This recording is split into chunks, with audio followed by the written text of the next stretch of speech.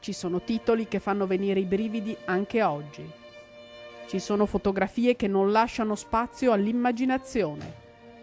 Ci sono testimonianze che a 50 anni dai fatti sono attuali. Sono i giornali del Vaillant, copertine, prime pagine dei quotidiani italiani dei giorni immediatamente successivi alla terribile tragedia del 9 ottobre 1963. È solo una delle tante iniziative in calendario in questo anno pieno di eventi e commemorazioni. La mostra è allestita negli austeri spazi dell'Archivio di Stato in Santa Maria dei Battuti.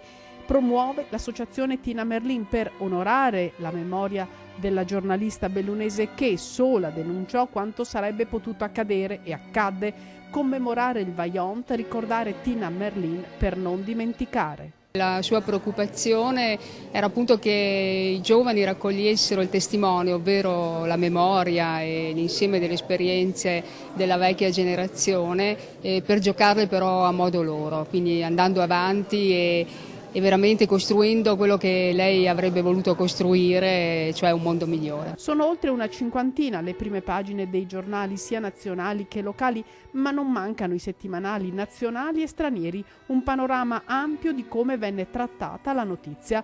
La mostra conta di raggiungere le scuole nelle ultime settimane dell'anno scolastico per educare gli studenti alla lettura critica del giornale, per imparare a cogliere, al di là del modo con cui vengono date le notizie, la realtà effettiva che quelle notizie riescono a comunicare.